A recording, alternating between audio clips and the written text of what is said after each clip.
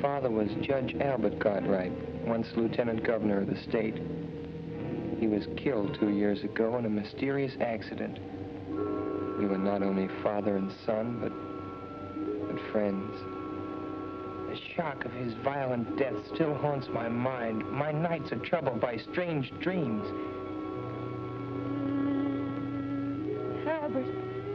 Albert, you've come back to me. I'm happy again. Mother, no. This man isn't father. I thought my happiness was gone forever, but you've come back to me. Mother, listen to me, Mother. Don't waste your breath, Paul. She can't hear you. I am your father now. You're not. You're not my father. Dorothy! Dorothy! What is it, Paul? Dorothy, speak to Mother. Tell her he isn't father. Tell her. Of course he is. Look at the lovely bracelet he gave me. Isn't it beautiful? It has a lion's head. Dear Father, thank you. Thank you so much. Train. Stop the train!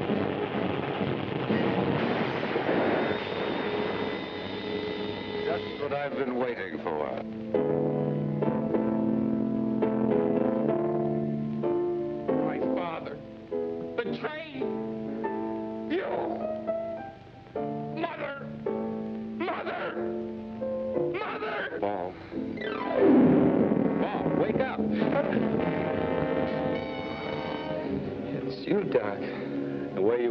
I thought a wildcat had broken in. What's the trouble? Nightmare?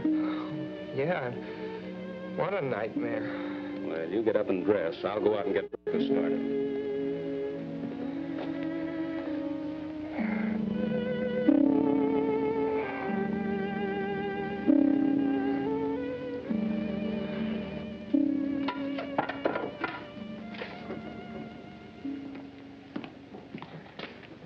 Fall to, Paul. Here's your breakfast.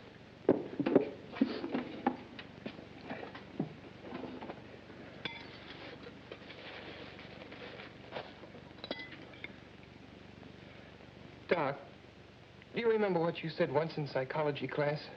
About the phenomena of dreams foreshadowing future events? Yes. But to healthy-minded people, a dream is just a dream. Come on, Paul. There's nothing like an early start for good fishing. Doc, I'd like to go home today. Home? Why, Paul, what's the matter? I'm worried about Mother. Now, look, you're not going to let a dream spoil our outing, are you? Why do you suppose Mother didn't want me home for the holiday? Oh, she probably had some reason. Now, get on with your breakfast.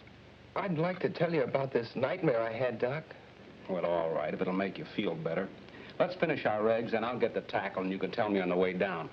Hmm? He said, you have hallucinations. Come with me. I'll take care of you. And he held onto my arm. That was when you woke me up. Quite an extraordinary dream, but easily explained.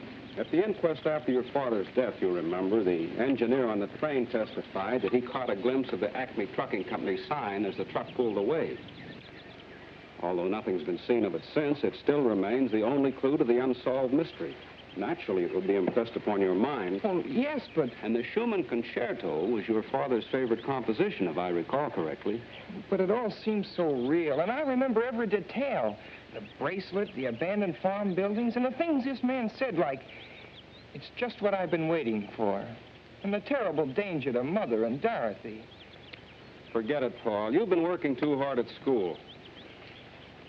This is a perfect way to relax. Hey, they're jumping like crickets. Come on.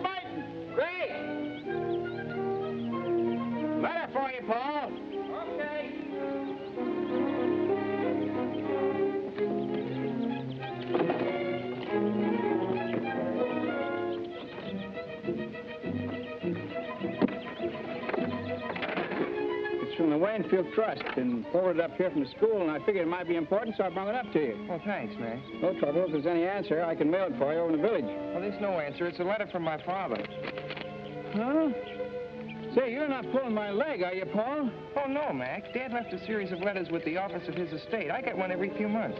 Well, I'll be doggone. Leave it to the judge to think of something like that. Uncanny smart that man was. Well, you want to read that sort of private.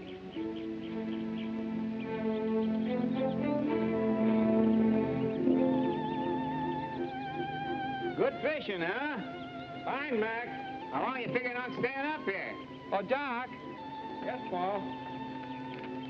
Would you mind coming over a minute, please? Now, so long, boys. Goodbye, Max. What is it, Paul? I received one of Dad's letters. I'd like to read part of it to you. Go ahead. It will be your responsibility as the man of the family to protect your mother and Dorothy by being constantly vigilant of their associates. I have always guarded your mother, who is so much younger than I, for in my experience, I've had ample opportunity to observe the cunning of unscrupulous impostors. Fits right in with your dream, doesn't it? A curious coincidence. Oh, I hate to ruin your trip, Doc, but I'd really like to go home. All right, Paul. It wouldn't do you any good anyhow with this worry on your mind, and if everything's all right, we can come back. Meantime, I can have a nice little visit with my sister. Let's get our stuff.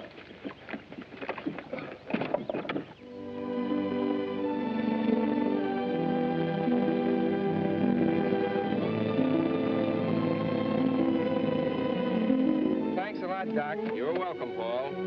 You can reach me at my sister's. Okay, so long, Doc. Hello, Ben. Mr. Paul, well, this is a surprise. Oh, I got kind of homesick. How's everything, Ben? Well, everything's about the same so far. Where's my mother? Mrs. Virginia, she went over to the club to have lunch with Mr. Curtis. Curtis? Well, who's he? Well, he's been coming around here every day for the past month. You mean he's been coming around to see Mother? He sure ain't been coming to see me, no, sir. What's he like, Ben? Well, he's a fine-looking man, nice talking, too. But it ain't exactly my place to venture an opinion, no, sir. You don't like him? Well, you see how it is. Being with the judge so many years, I got to know just what folks he like and don't like. And I kind of suspect this Mr. Curtis wouldn't be on the list. No, sir. I see.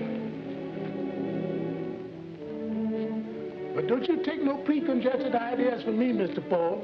Tain't constitution. Like the judge used to say, to exert undue influence on the bench. No, sir. That's right, Ben. I better take your bag upstairs. Should I run you a bath, sir? Oh, never mind. I'll just take a shower. Yes, sir.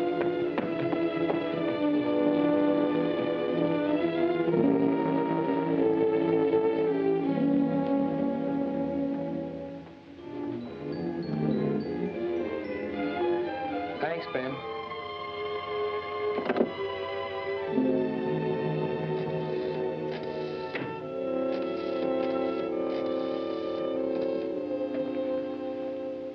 Hello, George. Yeah? Well, for God's sakes. Well, where are you? Well, why didn't you let me know? Come on over. I want to talk to you. It's confidential. Okay.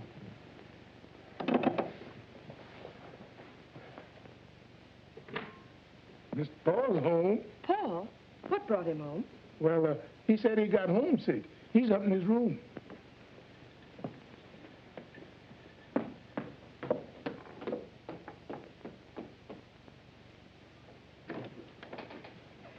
Paul, darling. Hello, Princess. Didn't you like the fishing? Oh, it was all right, but I wanted to come home. Well, I had so many engagements, dear. Of course, if I'd realized Come that... clean, Mrs. Cartwright. Who's the Romeo? Benjamin told you. Well, his name is Brett Curtis, and he's most charming. You know, I haven't even been slightly interested in any man since your father died. But I must admit I like this one. You'll meet him tonight at dinner, and I want you to like him, too.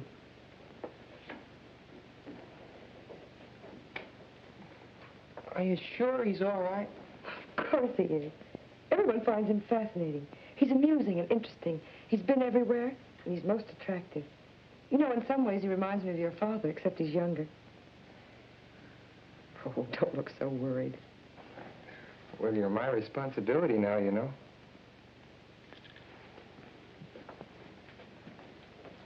Paul, you know how lonely I've been. Yes, I understand that. Darling, I've got to change. I hope you have a decent suit to wear. I've been bragging about how handsome you are. I'll probably slide down the banister in my pajamas. If you dare. Oh, excuse me, Mrs. Cartwright. Hello, George. How's Lydia? Poorly, ma'am, poorly. But she'll be all right when she finds out Paul's home. Hiya, Paul. The old grind. Gosh, I'm glad to see you. What's all this confidential business? How about this guy my mother's got in tow? Oh, him. Well, what gives? Does he rate? By me, strictly poison. Dorothy and I are washed up on account of that guy. Oh, George, says she, you're so crude and callow.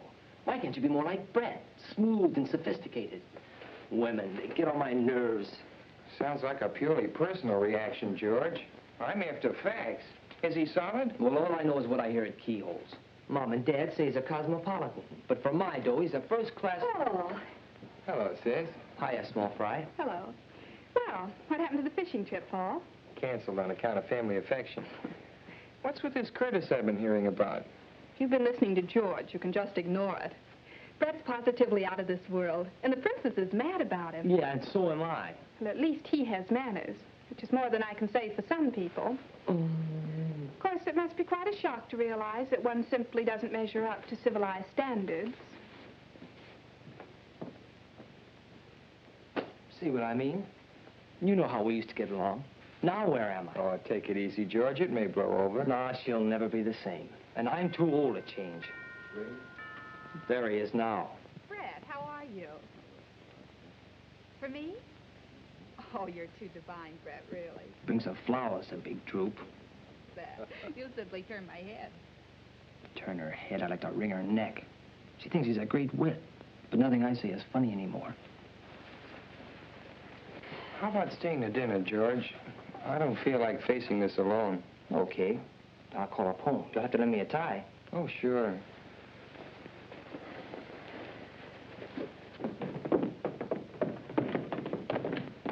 Gosh, do I look all right? Maybe I should have gone home and changed. You'll do.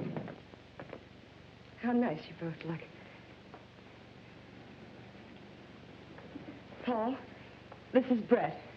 How do you do? I'm glad to know you, Paul. Of course you know George Hanover. Hello, George. I've been hearing quite a lot about you. Well, Mother and Dorothy have been giving you quite a build-up, too. Well, I hope you won't hold it against me. I feel as if I'd met you somewhere before. That's because Brett looks like Father. Oh, I don't think so. Except maybe his nose a little. Thanks, Paul. I'd rather not look like anybody but myself. Paul is a great deal like his father. I understand you have his talent, too. Maybe, a speck of it. I've been reading one of his books on criminology. My friend, Professor Muhlbeck, the psychiatrist, recommended it to me. The professor thinks your father had a brilliant mind. Well, Father's best book was never completed. I hope I'll be able to finish it for him someday. I knew you two would like each other. Dinner's served, ma'am. Dorothy? Paul, I have everything you want. Oh, it's I nice think they're to be really Very becoming. beautiful. I thought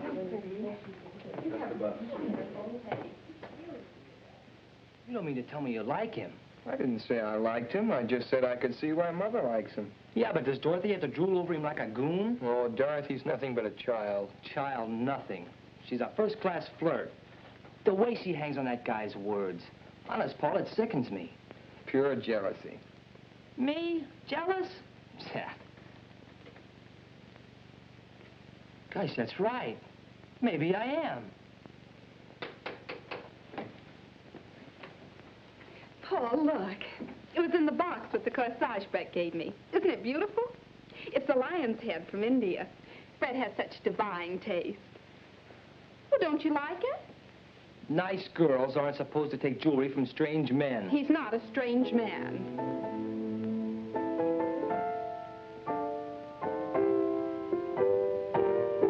Paul, what's wrong? You're as white as a sheet.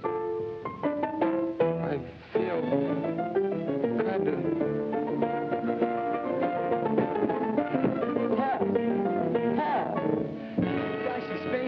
Look at Mother! Mother! Oh, Martin. What's the matter, Virginia? What happened? I don't know. Dorothy said he simply keeled over. When he came to, he babbled something about a dream and wanting to see you. He seemed all right at dinner time. Let me see him. Feel better? Say, you know, I had an uncle once. He used to get fits. They had to put a spoon in his mouth. Hello, Doc. Well, young man, what's this all about? Darling, what is wrong? Nothing, Mother. If you don't mind, though, I'd like to talk to Dr. Vincent alone. Well, I guess I'll barge along home then. Hope you feel better, chum. Well, I'll be okay. See you tomorrow. Right. You look feverish. Oh, I just had kind of a mental shock. Remember the dream I told you about this morning, Doc? Yes? The part about Dorothy and the bracelet? Yes? Well, there's a man Mother's seriously interested in, and Who is this man, Paul? Brett Curtis, and he did give Dorothy a bracelet. But, Paul... And it was in a corsage, and there was the music, the same music, the Schumann concerto. This may sound kind of crazy, Doc, but that dream is beginning to happen. Now, wait a minute, Paul. Nothing has actually happened. The only similarity to the dream is the bracelet, and that could be a coincidence. You know, Dorothy's very fond of trinkets, and anybody who knew that might buy her a bracelet. As for the music, it's probably sitting on the piano. I wouldn't worry too much about it, son. Have you told your mother about this dream? No. Mother thinks I've got too much imagination. Besides, she's gone overboard for this Curtis, and you can't talk to people when they feel like that about someone. You're pretty young to know that. Oh, I felt the same way about a girl last year. Nobody could tell me anything until I found it out for myself. And you may be entirely wrong about this man. Now, the best thing to do is to find out all we can about him. Suppose you and I go down and see Bill Allen tomorrow. A banker doesn't usually take people at face value. And we'll let him investigate. That's an idea. Oh, and Doc, when you go downstairs, I wish you'd drop in and meet Curtis. I'd like to find out what you think about him. All right, Paul. Now, stop worrying.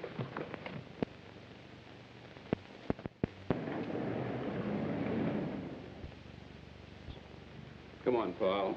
Mr. Allen's a busy man. Well, thank you, Mr. Allen. Goodbye, Paul. Goodbye, Bill. Doctor.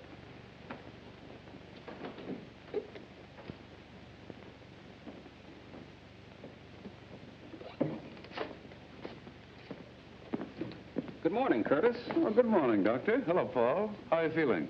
Oh, I'm fine, thanks. You certainly gave us a scare last evening. I hope you've laid down the lot with him, Doctor. What he needs is more fresh air and exercise. Well, you can't pass exams on fresh air. Not in my school. No, Paul takes his studies very seriously. Come along, Paul. Good morning, Curtis. Goodbye.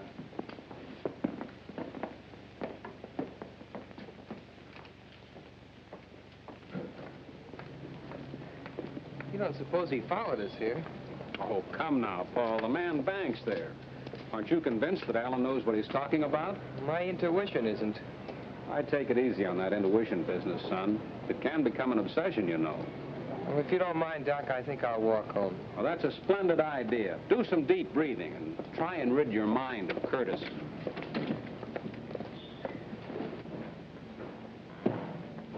Hi there, Doctor. Going anywhere near the club? I go right by there. Hop in. Oh, thanks. It's a nuisance to find a taxi when you want one. I don't drive myself. That's unusual. I thought everybody drove these days. Well, I was in rather a bad accident when I was a youngster, and it made such an impression on me that I never learned to drive. Where's Paul? Oh, he decided to walk home for the exercise.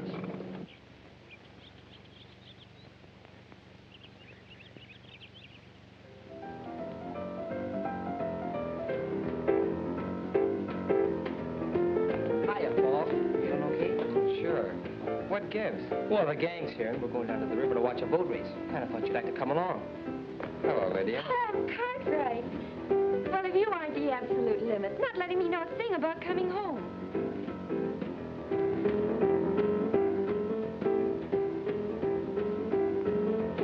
Ben, what are you doing with that picture?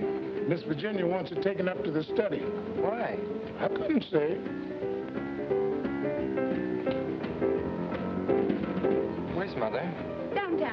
She'll be back for lunch. Come on, let's go. We don't want to get down there after it's all over. Okay, come on. Come on, Lydia. Okay, gang, I guess we can all get in my car. We can all squeeze in. Yeah, that's all right. Come on, Paul. Yeah, I'll see you later. Paul, are you deliberately trying to avoid me? Because if you are, I'd just as soon you come right out and say so. No, I'm not, Lydia. I just don't feel like going, that's all.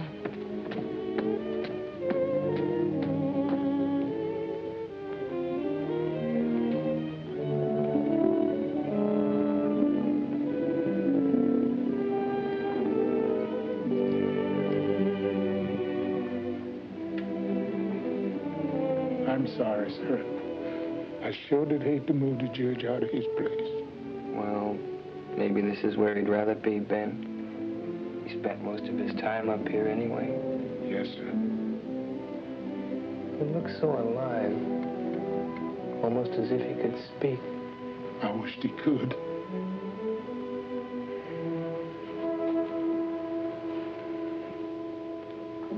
Ben, when is Curtis coming here again? He's coming to lunch. I want you to do something for me. Anything you say. When you take his glass off the table, don't touch it. Use a napkin and put it aside. You know what I want, Ben. Yes, sir. Oh, and Ben, I'd like a sandwich and a glass of milk up here, please. Yes, sir. Do you have the keys to the files? Thanks, Ben.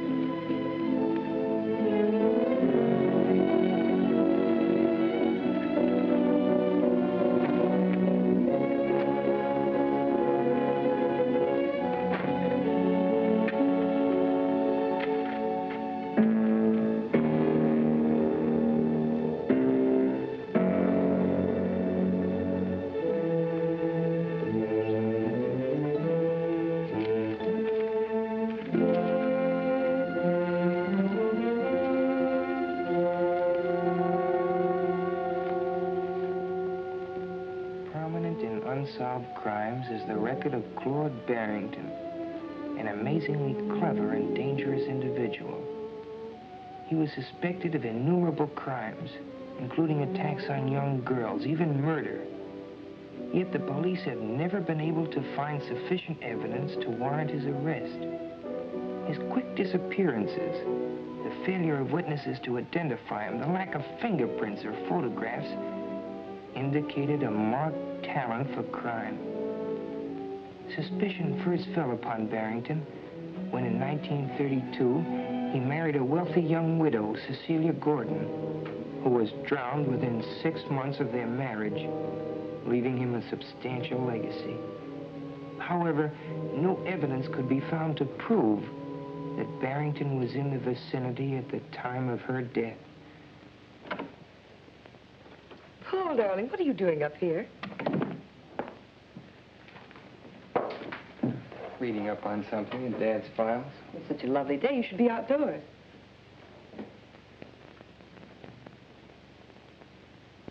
I'm sorry about moving the picture.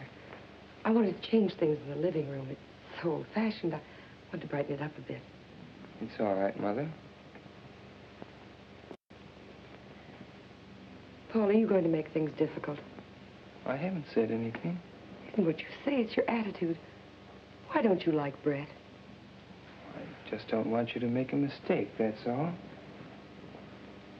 How much do you know about him? Everything. He's told me all about himself. Paul, why are you so mistrustful? I received one of Dad's letters yesterday. Maybe you'd better read it.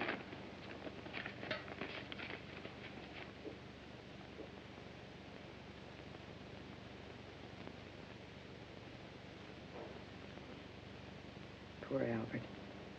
He saw so much of crime and wickedness, he was bound to become overcautious. Now I understand why you're so anxious, dear. What is it you want to know? Has Curtis ever been married before? No, he's a bachelor. He was going to be married a few years ago, but the girl drowned shortly before the wedding. Brett was terribly broken up about it, of course. She was drowned? It's quite a tragedy. She was so young. Well, Paul, anything else? Where does he get his income? Oh, he owns mines and things. I had Mr. Allen check into all that. You see, I'm not as irresponsible as you think I am. You're not going to marry him for a while yet, are you? I don't know, Paul. I think you should wait. Paul, I don't want to make you unhappy. But that's one thing I must decide for myself. You mean you're going to marry him right away? I may. But you can't. You've got to give me time Give to... you time? For what? Well, to get better acquainted with him. Darling, you'll be going off to school soon. Your life will be occupied with other things for years. Paul, try to understand. Try to be fair. Please. For my sake. All right. That's better. You'll be down for lunch? No, Benjamin's bringing my lunch up here. I'll be down later. Maybe you could play some tennis with Brett. He plays an excellent game. If you'd just give him a chance to be himself, you two would probably be the best of friends in no time. I've got to go now. Don't work too hard, darling.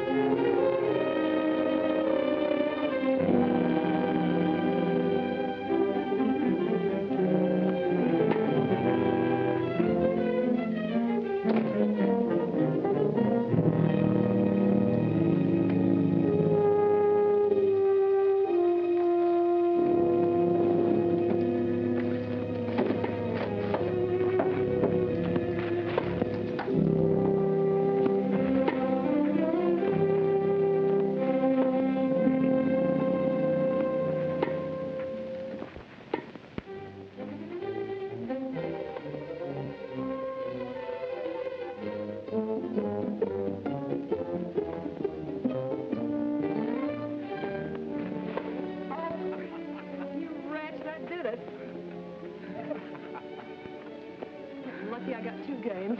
Pay up, lady.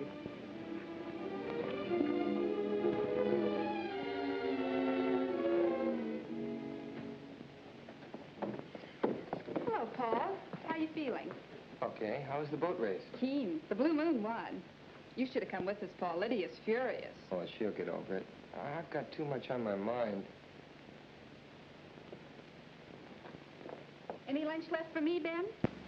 There's sandwiches and milk in the breakfast room, Miss Dory. Oh, thanks, Ben.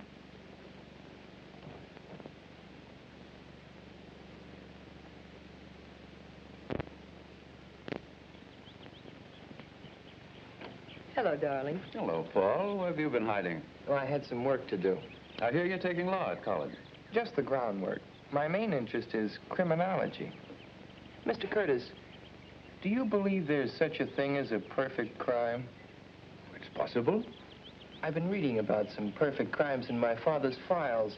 He believed there were more undetected criminals at large than have ever been caught. Well, I shouldn't be surprised. The police have their limitations.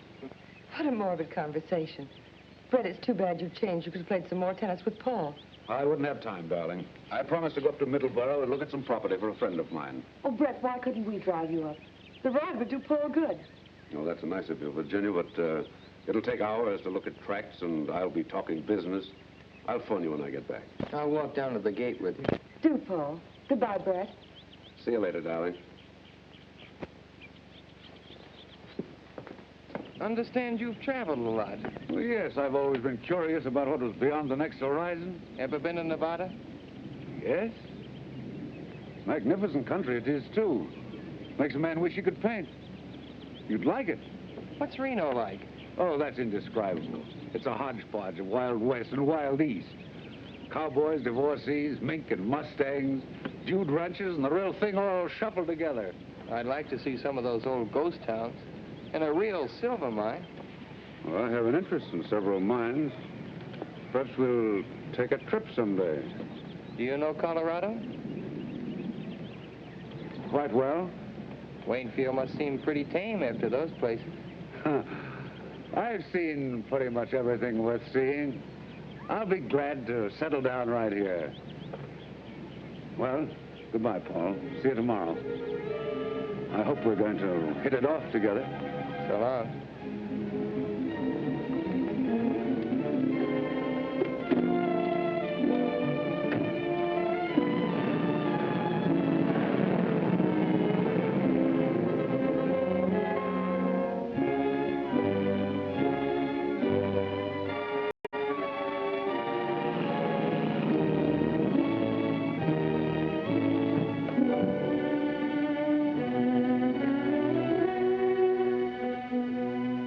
Hello, fellas. Hello, Mr. Curtis. Professor's expecting me. Yes, sir.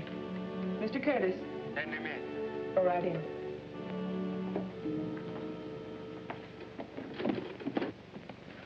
Good afternoon, Professor. Hello, Curtis. Well, how does it go? There's a new development. The boy? Yes, he came home unexpectedly. Hostile? Definitely. A neurotic type. Interested in criminology. He asks a lot of questions. Remarkably intelligent for his age. I have the feeling he knows more than he should. Does his attitude affect her? It hasn't yet. But he's a persistent little devil. This morning he made inquiries about me at the bank. Nothing to worry about there. Everything is in order. This afternoon, he was looking through his father's files. When he came downstairs, he asked me if I believed there was such a thing as a perfect crime. You'll bear watching. Has she accepted you? She hasn't yet, but she will. What's the girl's attitude? Oh, Dorothy. A complete conquest. A little beauty, too. Be careful. I warned you before. That weakness of yours will ruin all our plans. Don't worry.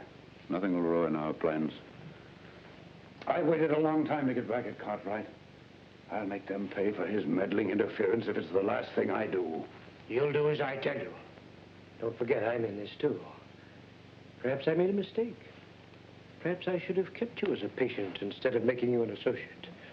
Don't forget, I'm concerned with the financial outcome in this case, not your personal revenge. You have nothing to complain of. Everything's working out. The boy is the first hitch. He sounds like a subject for mental analysis.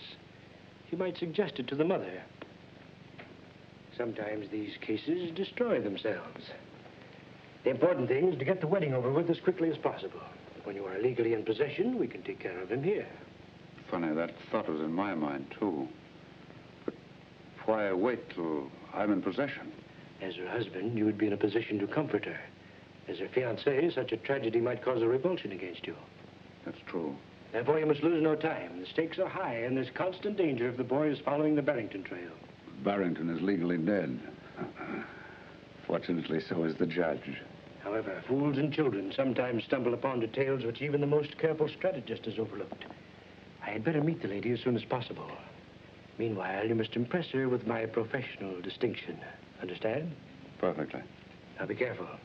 If you can't accomplish this within the week, our relationship shall revert to that of doctor and patient. I'm spending the weekend with them. I'll have her consent before Monday.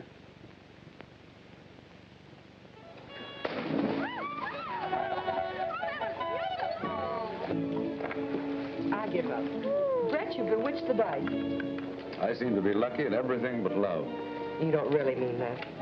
Virginia, why do you keep putting me off? You promised me you'd give me time to think it over. You know how much I care for you.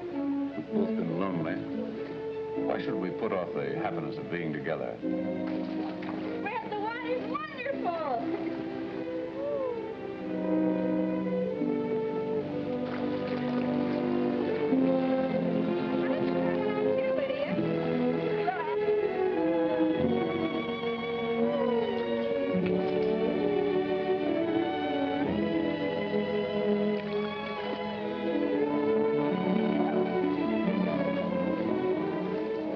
Brett. My answer's yes.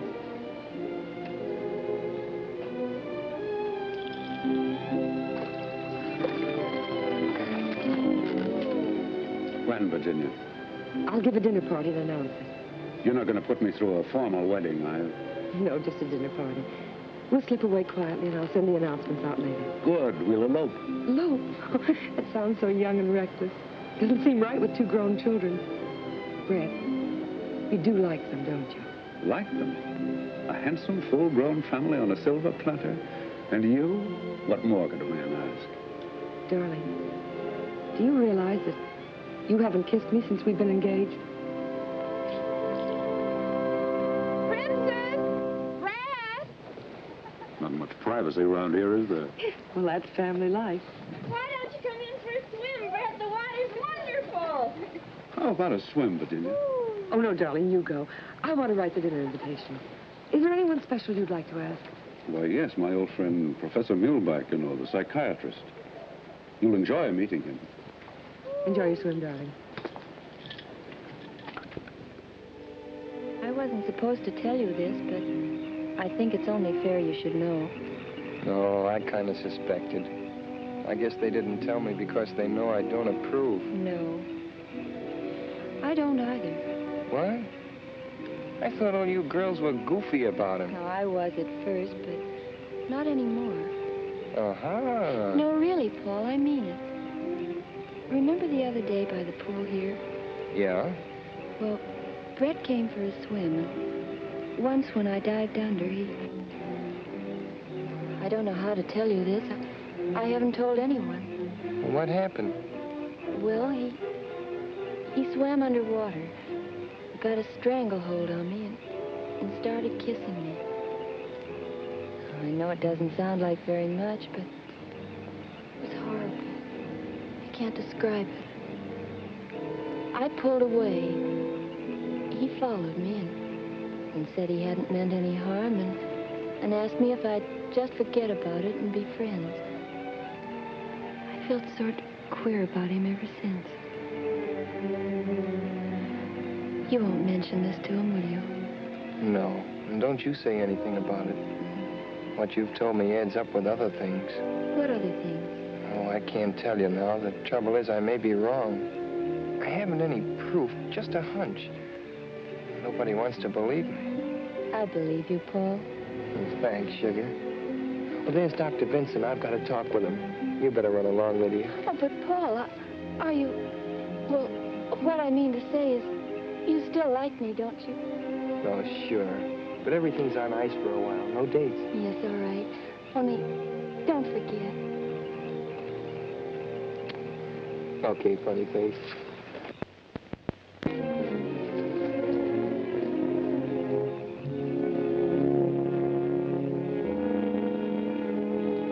Hello, Paul. They're announcing their engagement. I suspected as much. What have you found out? Nothing unfavorable to Curtis. Mr. Allen gave me these answers to some inquiries he made. After reading them, you'll probably agree it looks like a clean bill of health. Well, that may be so, but Lydia just told me something. Would you mind coming up to my room a minute, Doc? Not at all, Paul.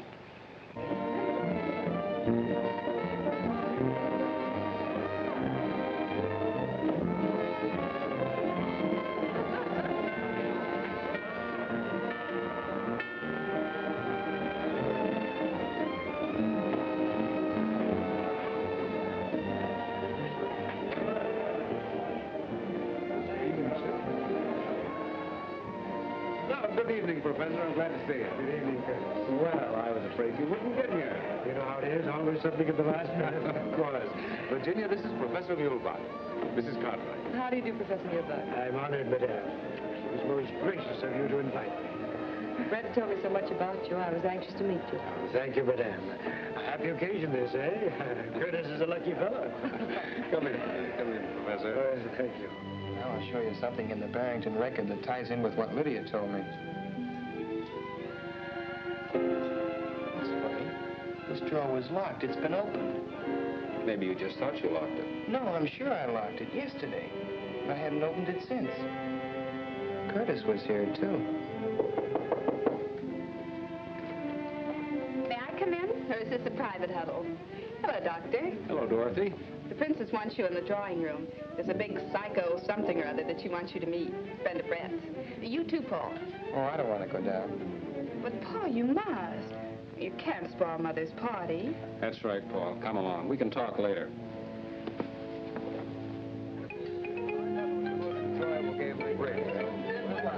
However, I must say that I think that we won that rubber. Why? Because Virginia was keeping score. arithmetic is delightful. She subtracts by counting backwards on her fingers. 10, 9, 8, 7, 6. That means 10 minus 5 equals 6. Well, that's right, isn't it? Of course it's right.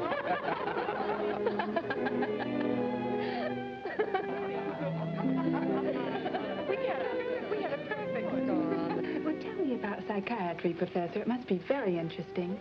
I'd love to be psychoanalyzed sometime. I'd be delighted to do it. Anytime you say. Now, look. I hope you behave so smashingly. The advertisement of Miss Cartwright. Benjamin, Mr. Curtis will call. Well, my friend, here's a chance to display your domestic accomplishments. It's just what I've been waiting for.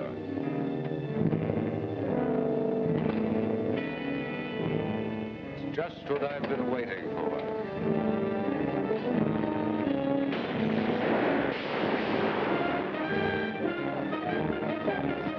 Sorry. I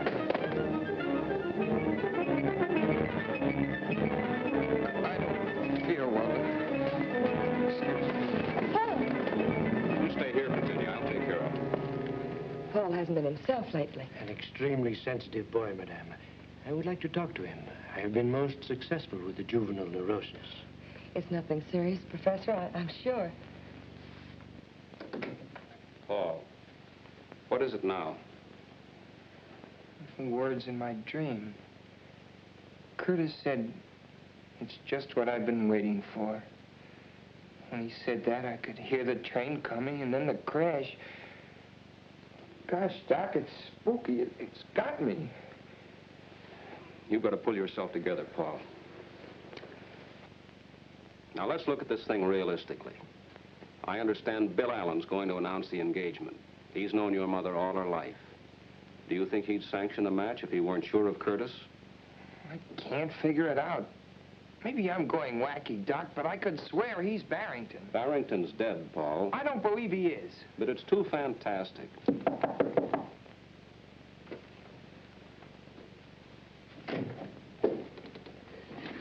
How is the young man feeling, Doctor? Oh, he's all right. He was just having a dizzy spell. Perhaps I can be of some assistance. Nerves are my specialty. May I come in? Well, it's just a reaction from overwork at school. Ah, yes. I was an intense student myself at his age. Do you mind if we have a little talk, young man? I feel all right. Perhaps the doctor had better go downstairs. Seems a pity to spoil Madame's party. I'd rather have Dr. Vincent stay. Of course, I have no objection. Let's sit down and be comfortable.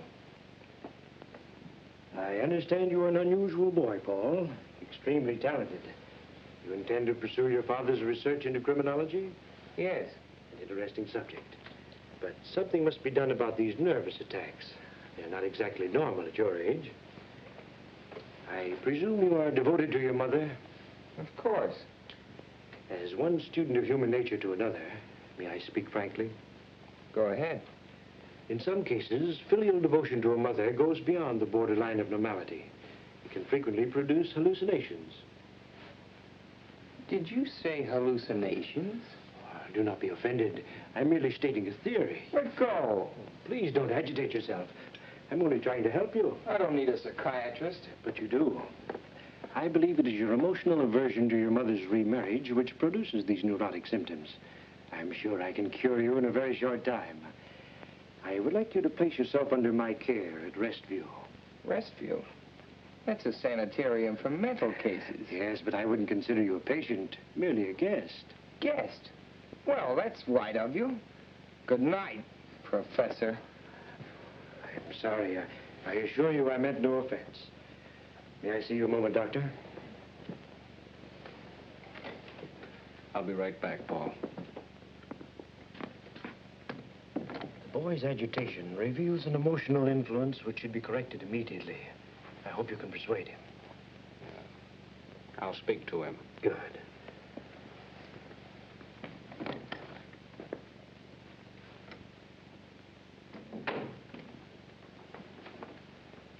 Well? The same words as your dream, weren't they? It's extraordinary.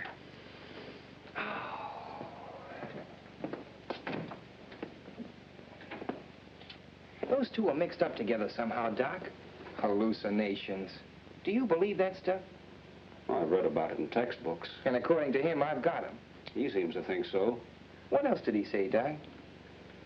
Well, he wanted me to ask you to go to his sanitarium and let him analyze you. You know, Doc, that might not be a bad idea. But I don't think it's necessary. But, Doc, I might find out something up there. Yes. But, Paul, if those two men are what you think they are, it'd be mighty dangerous. Well, you could come up every day and keep an eye on me, couldn't you? Yes. Besides, it might be a good way to stall for time. I'd make Mother promise not to marry Curtis till I got back. But, Paul... And meanwhile, you could take these to Armstrong and get him to analyze them, their fingerprints off a water glass. Curtis? I'll talk to Mulbach. Paul, you're a very clever boy. Thanks, Doc. I'd be in a tough spot without you. Maybe we're both crazy. Then again, maybe we're not.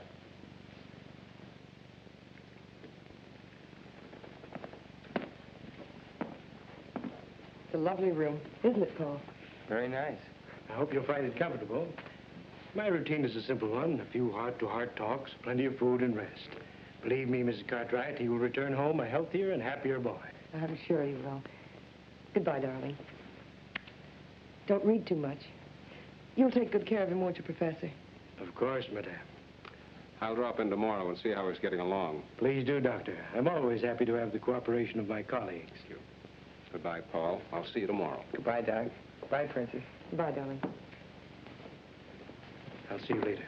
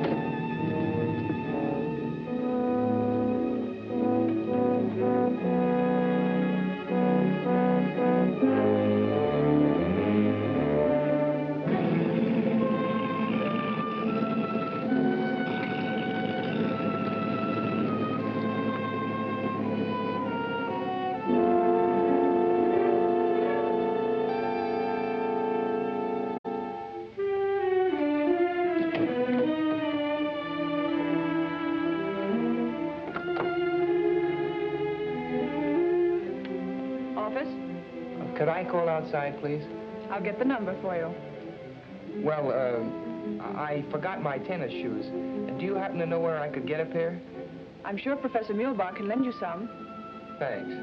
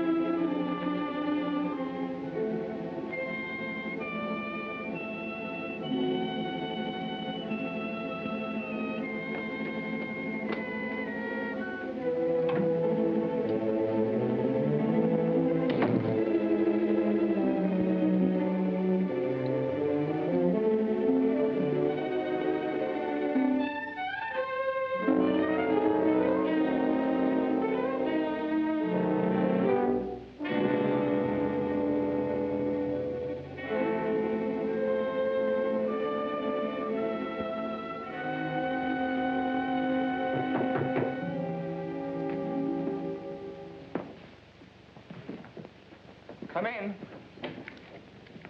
Well, Paul, can I help you get settled? Oh, no, thanks, Professor. There's not much to do.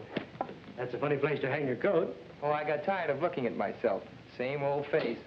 Touch of inferiority, eh? We'll overcome that. I encourage tidiness as much as possible. Orderly room, orderly mind. I hope you have a good appetite for lunch. Pretty fair. Anything special you prefer? Well, I'm not fussy, Professor. That's a nice garden you have. Gardening is my hobby. I'm very proud of my flowers.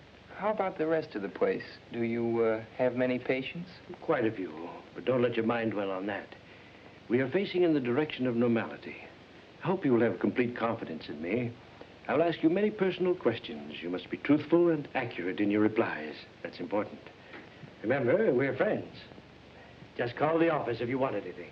Is it all right if I use the phone to call outside? Certainly. Feel free to call anyone you wish. Thank you. I'll see you at lunch.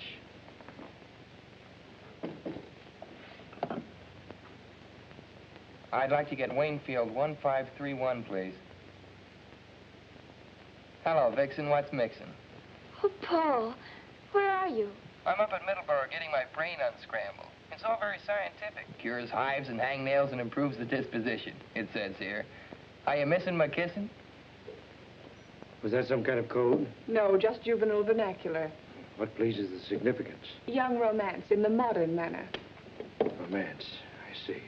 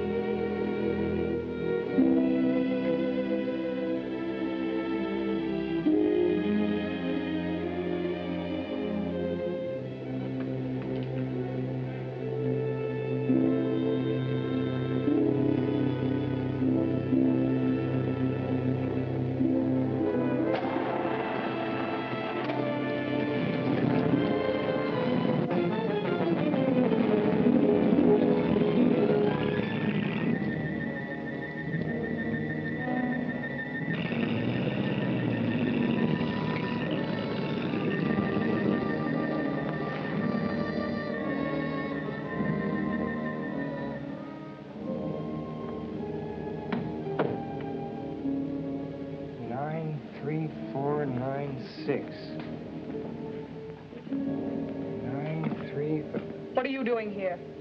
Well, I can't sleep. Nightmares. I'll get you a sedative. Go to your room. We don't permit the patients to wander through the corridors at night. Well, I'm not a patient. I'm a guest. I must admit the boy puzzles me. I can learn nothing from him except that he suspects you. I'm sure he knows you're Barrington. How he arrived at that conjecture, I don't know. From his father's files. I found the Barrington folder in his desk. The boy's as persistent as his father was. I won't be in a clear until I get squared with the entire family. It'll be quite ironic, won't it? The elusive Barrington, married to the widow of the Honorable Judge Albert Cartwright. He won't be if Paul can help it. Right now, his main idea is to delay the marriage. He's managed that already. She promised him not to marry me until he returns. There must be some way to overcome that. Find some pretext to leave town, then persuade her to join you. You should have sufficient influence to overcome her promise to the boy. I will detain him here as long as possible. As soon as I have word from you that the ceremony has been performed, this troublesome opposition can be eliminated. How do you propose to do it? I will attend to it. Come in. Mr. Curtis, ma'am. Oh, Brett. I didn't expect you so early. I had to see you, dear. I have to go to Washington on business. Oh, darling, what a shame. I want you to come with me. We can stop off at Richmond and be married. I couldn't do that, Brett. I promised Paul. Are you going to let Paul spoil things between us, Virginia? Darling, don't even think such a thing. Then come with me. We'll turn the trip into a honeymoon. Couldn't we wait till Paul gets back? I'd feel so much better about it. Virginia, from the first moment we met, everything went perfectly between us. Then Paul came home, and you began to change. Nonsense.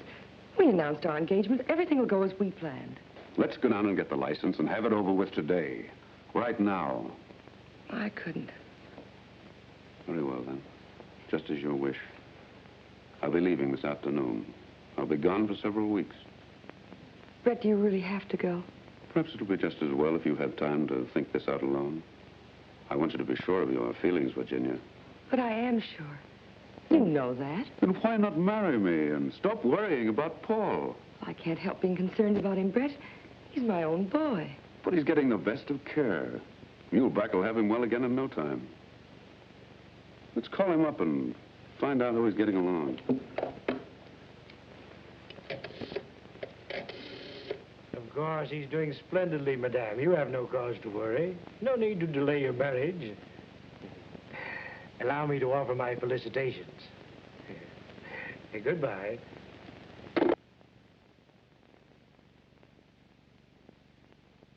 How long will it take you to check some fingerprints? Whose are they? Curtis, Paul got them. He asked me to turn them over to you. He's a chip off the old block, all right. The judge hung on like a bulldog whenever he got his teeth into anything. That's right. I'll have these checked just to prove there's nothing to it. Let me see. Where does Curtis hail from? Oh, he's lived in Oregon, Nevada, Colorado, California. California's good. They get thumbprints on driver's licenses. Curtis says he doesn't drive. Well, we won't take his word for that. Check those with Washington, Tom, and try the California License Bureau. Okay, Chief. So long, Doc. I'll let you know, Doctor, if anything develops. Goodbye, Mr. Armstrong. Thank you.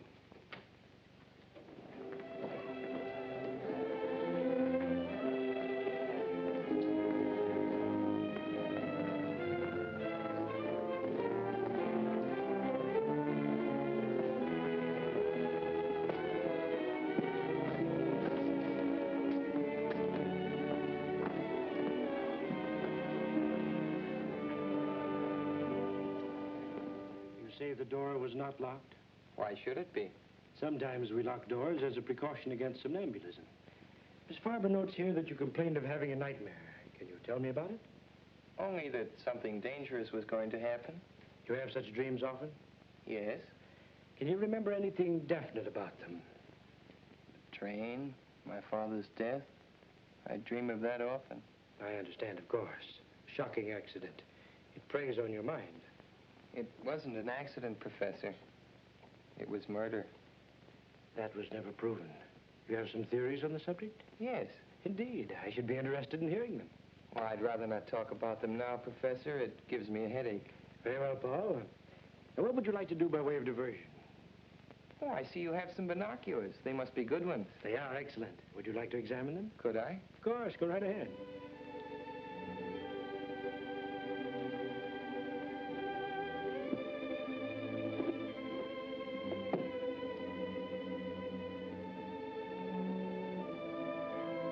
Swell. I'd like to take a good look. Come along. You can see Waynfield through them from the roof.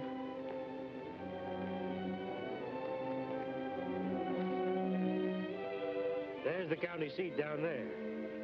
From here, you can see Waynfield.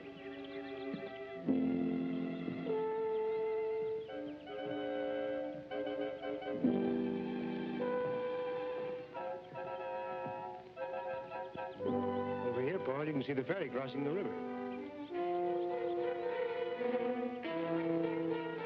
What's that building down there?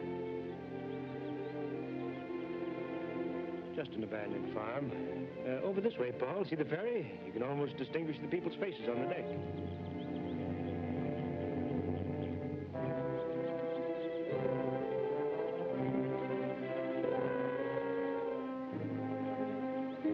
Nice binoculars. Yes, they are. Well, there's Dr. Vincent. We better go down. Yes. Would you mind going to your room? I'd like to have a talk with the doctor. Then I shall send him to you.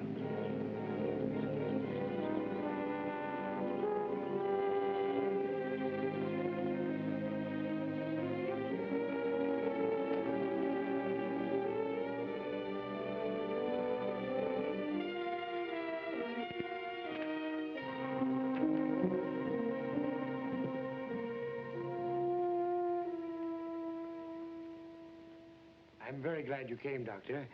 I'm having a little difficulty. I feel there's something on Paul's mind which he does not confide to me. If there's something you know, you may speak freely. All I know is he has nightmares about his father. Now, that he has told me, but he will not say any more. His reticence hinders my diagnosis. If you could persuade him to discuss these matters more fully, it would be of great assistance. I'll see what I can do. Where is Paul? In his room.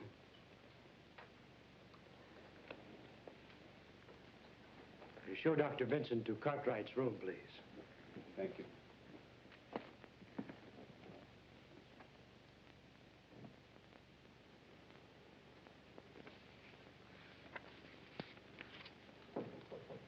Come in.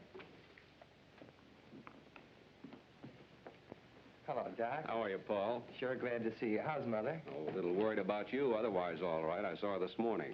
Well, Professor Muehlbach's a good host. I'm enjoying it here. That's fine. Oh, look, Doc, I found something in Plato I'd like to show you.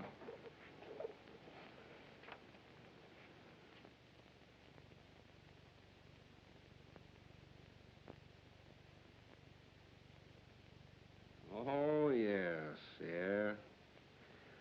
Great chap, Plato. Modern today as he was in his own time. Paul, how'd you like to take a little ride with me? Well, that depends on Professor Muehlbach. We'll have to ask him. Well, let's do that.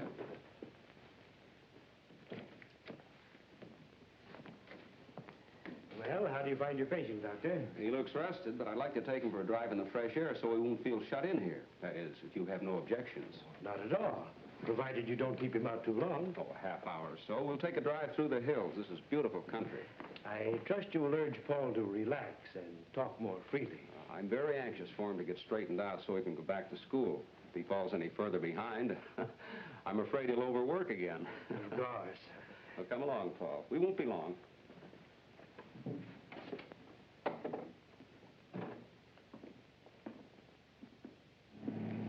That was luck. I didn't think he'd let me go. He couldn't very well refuse. I saw Armstrong. He's having the prints checked. And Paul, while I was at the city hall, I saw your mother and Curtis go into the marriage license bureau. But, Doc, she promised me. I know how you feel. It hasn't been easy for me to accept this situation either. Maybe you won't have to. What do you mean? There's an abandoned farm building near here, exactly like in my dream. I saw it from the roof. Paul, one ramshackle old building looks much like another. Maybe. But something very strange happened on that roof this afternoon. I had a feeling that Muehlbach was going to shove me off when you drove up. Are you sure you're not just imagining these things, Paul? Sure, I'm sure. And I'll tell you something else, too. Curtis drove himself up here last night. Curtis driving? That's strange. He told me he couldn't drive. I know. That's why I got the license number. I thought maybe you could find out who owns the car.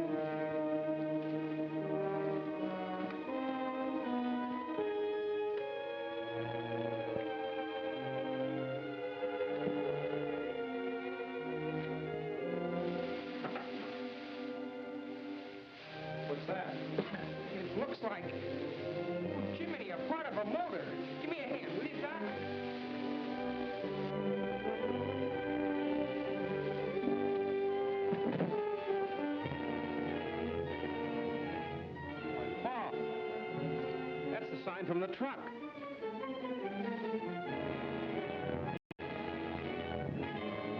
Son, you certainly called a turn on this one.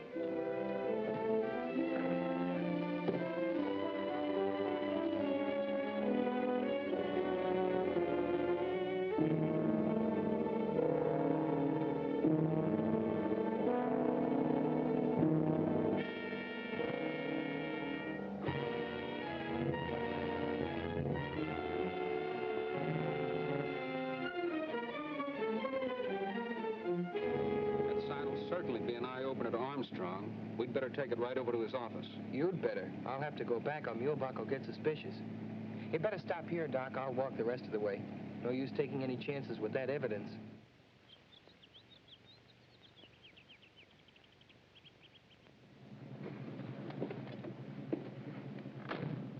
I don't like to see you go back in there feeling the way you do about that place. Oh, I'll be all right. I've got to go in and stall for time. If things get too hot, I'll phone Lydia and say I'm lonesome. That'll mean get here quick. All right, Paul, but take it easy. I'd better go home and clean up a bit, then I'll go right over to Armstrong's. So long, Doc. Darling, don't be angry. Surely one day doesn't make that much difference. I promised Dr. Stone he could marry us. You wouldn't want me to hurt his feelings, would you? Why can't we go over there now? Why wait? We can spend tonight and tomorrow at the lake and then go on to Washington. After all, I must think of that contract, Virginia.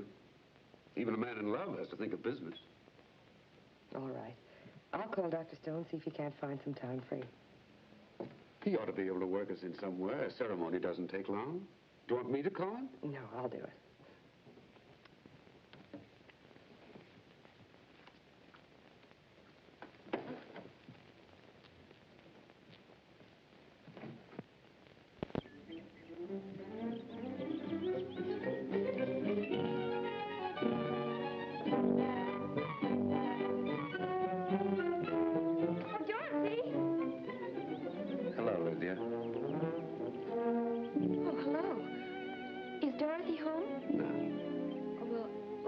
Come back later. Oh, don't go away.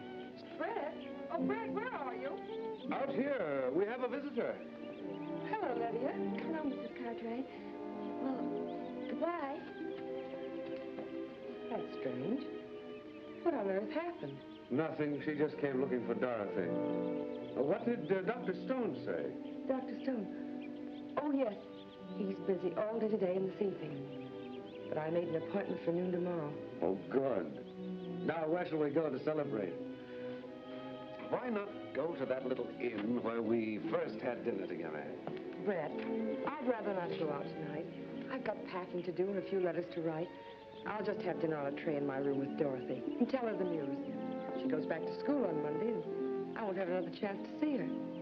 I hope I may look forward to your exclusive attention on our honeymoon, Mrs. Curtis. Well, you shouldn't call me that, not yet. It's very unlucky, you know. With all the luck I have, I can afford to be reckless. I'll phone you later, darling.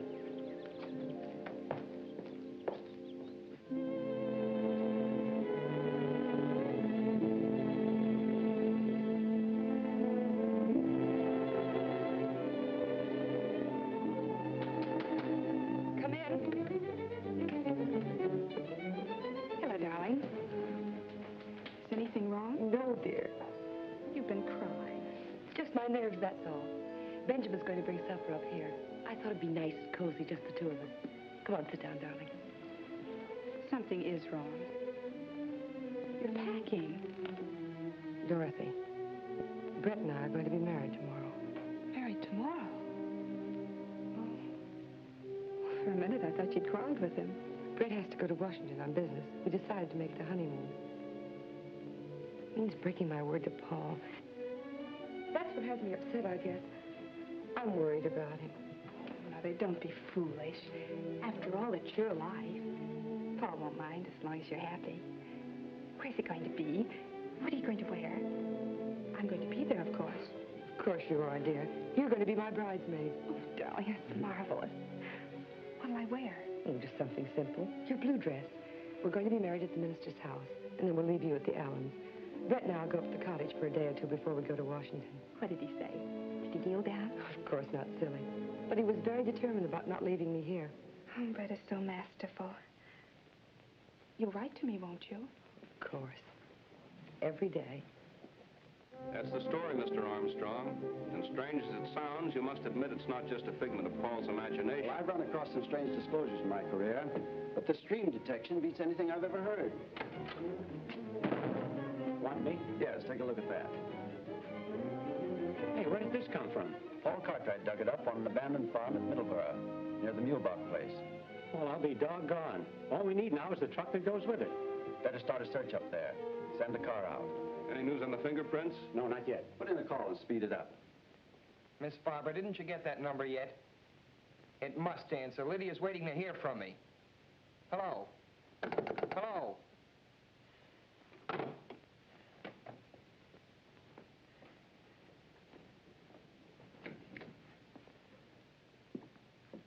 What do you mean by disconnecting the phone when I'm trying to get a call through? I want you to be absolutely quiet. You are agitated. I was afraid your outing today would be too much for you. I'm getting out of this place, but quick. Not in your present condition, my boy. You are hysterical. I couldn't possibly allow you to leave in such a state. Allow me? You don't think you can keep me here if I want to go, do you? I'm afraid that may be necessary.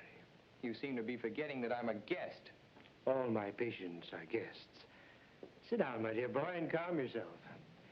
Tell me, what has upset you? Was it something you found at that farm where you went this afternoon? You followed us. I observed you from the roof with the binoculars.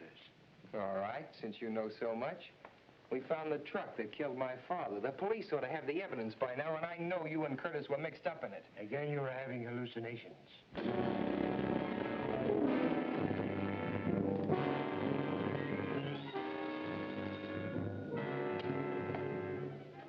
Hello. Oh, hello, Professor. Where have you been? I've been trying to reach you for the past hour. I went to the station for tickets. We're being married tomorrow noon. That's impossible now. I'll explain when I see you.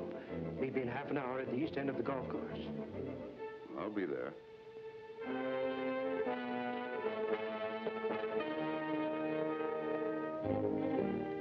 I don't like to exaggerate Paul's danger, Mr. Armstrong, but that place up there gives me the creeps.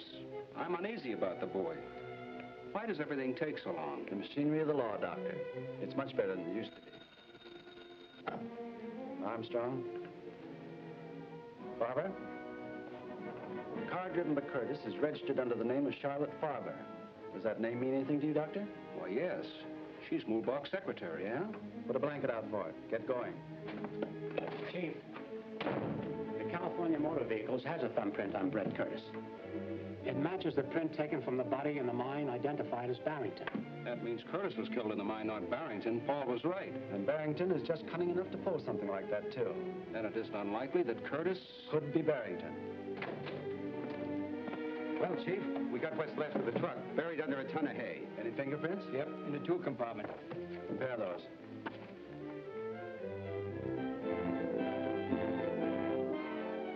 They match all right.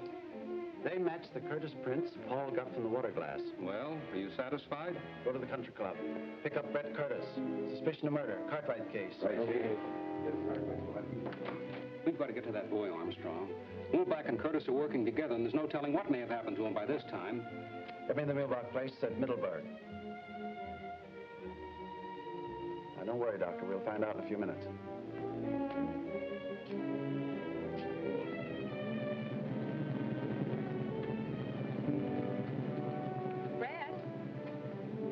Hello, Dorothy. What are you doing here?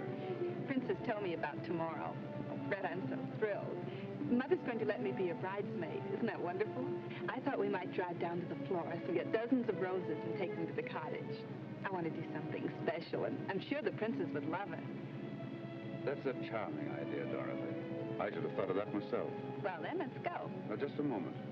I was going to meet somebody here. But I'll leave a note for him. But don't be long.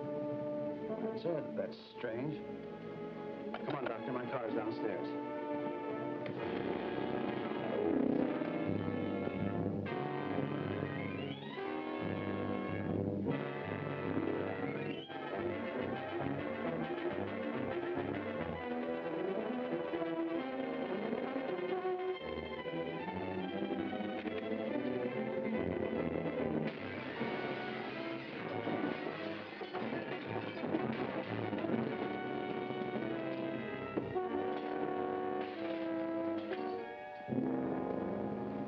Professor Muehlberg? Yes? Mr. Curtis asked me to give this to you. Thank you.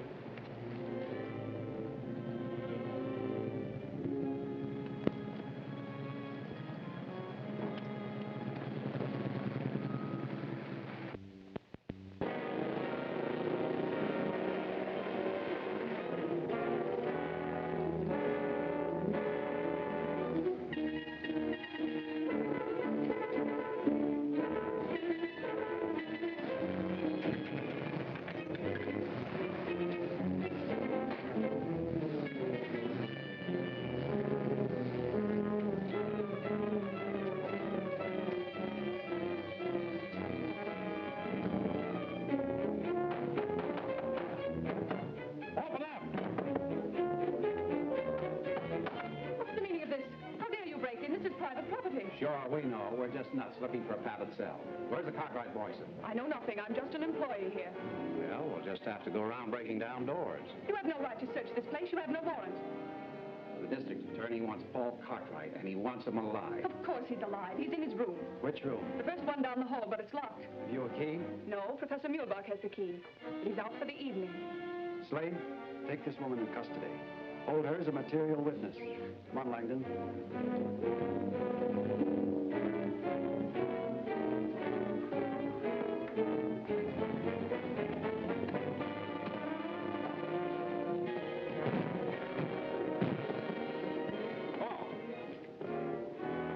Too late. I'm not so sure. Look at this. Good boy. He got away. I hope. There's no connection here. We can call from the switchboard.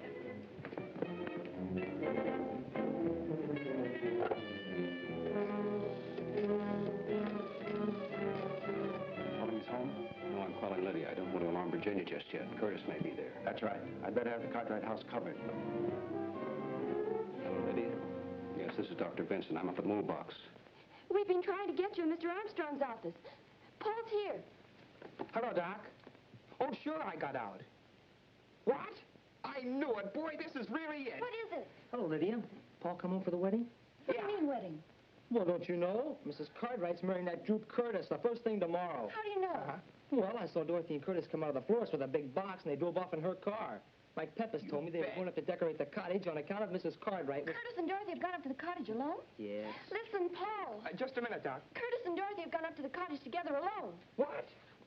Doc, my sister and Curtis went up to Lakewood. She's alone with them. Muehlbach knows the police are happen. Anything can happen. We're getting out there. So long. Come on, where's the car? Outside. Lydia, you better stay here. Not me. I'm coming with you. Well, why doesn't somebody tell me something?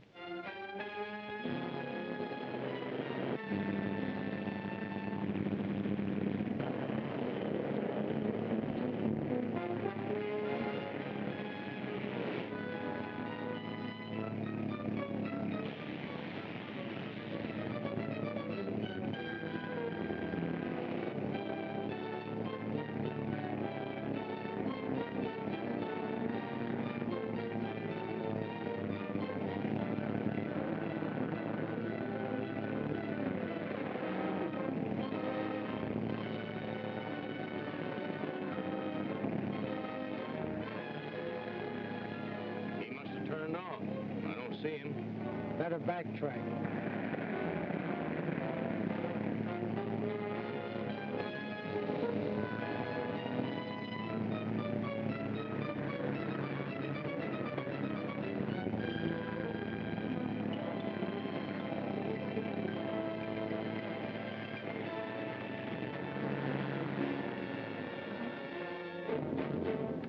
Put up your hands and get out. What's the meaning of this? You're under arrest. This is an outrage. You must be mistaking me for someone else. Come along. Get it. Good, the princess will arrange them all over again. She can make flowers look as if they just grew out of a vase. Well, we better be starting back, Brett. What about a ride in the launch? It's perfect out on the lake. There are a million stars floating on the water, and the crescent moon looks like something out of Omar Khayyam. Brett, you are the most romantic person. Most men around here never even heard of Omar Khayyam. Or if they did, they think he's a Turkish wrestler or something.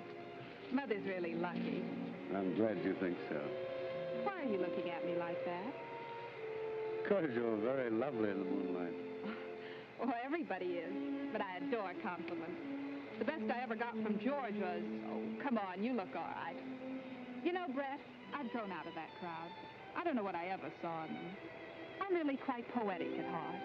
Only it's positively lethal to let anybody know about it in our crowd. They simply jeer.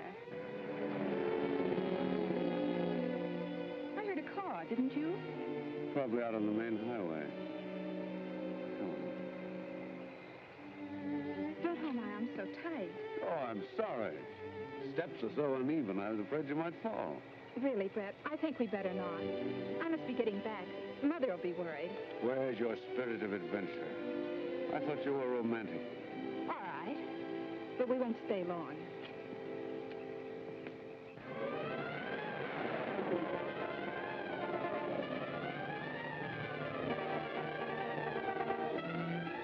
They're here, all right. There's no lights on in the house. There's a light in the boathouse.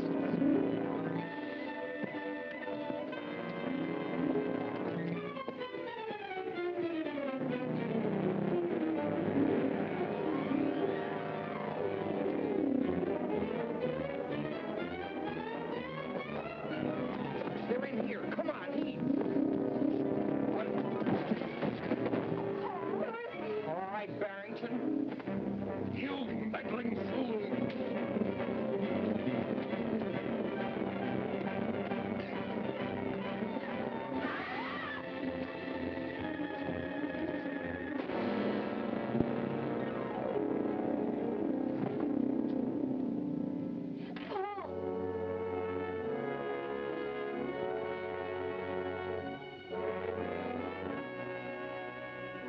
It's clearing now. Look, Mother, we can see ahead. No, Virginia. Don't look back. It's all over.